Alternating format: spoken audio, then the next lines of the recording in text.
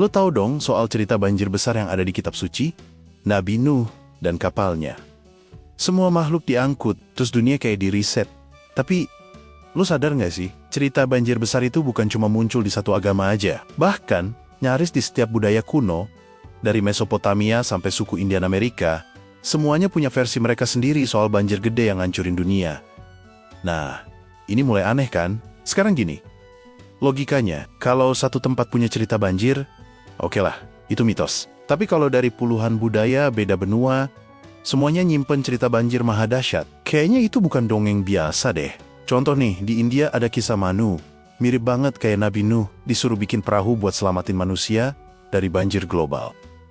Di mitologi Mesopotamia ada Gilgamesh, yang diceritain nemu karakter namanya Utnapishtim, disuruh bikin perahu juga, karena dewa-dewa mau ngereset dunia pakai banjir.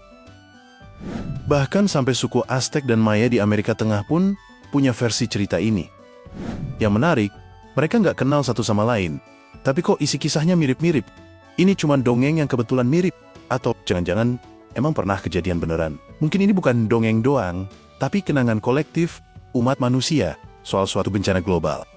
Ilmuwan dan geolog juga nemuin bukti-bukti yang masuk akal. Contohnya, di Amerika Utara, ada yang namanya Missoula Flood. Itu banjir purba raksasa, yang volumenya setara 1000 kali sungai Amazon. Dan airnya ngancurin lembah, ngebentuk danau, sampai motong gunung. Itu kejadian beneran.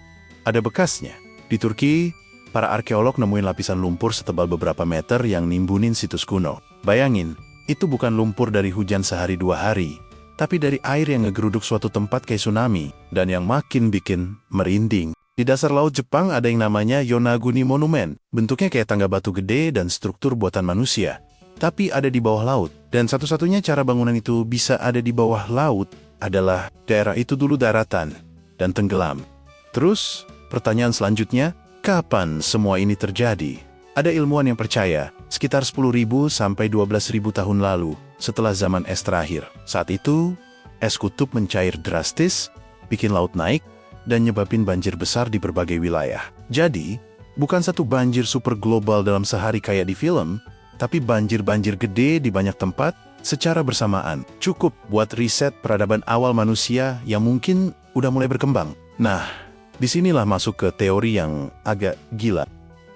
Beberapa peneliti dan para penggali sejarah percaya bahwa peradaban manusia mungkin udah semaju kita sekarang ribuan tahun lalu.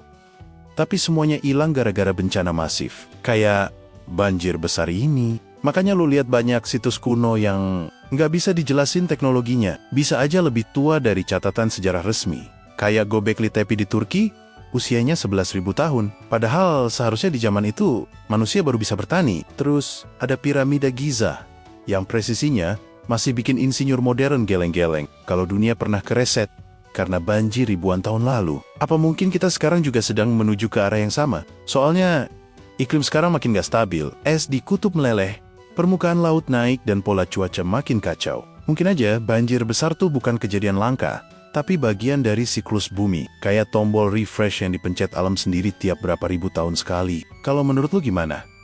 Cerita banjir ini cuma dongeng doang? Atau kita emang hidup di dunia yang pernah direset?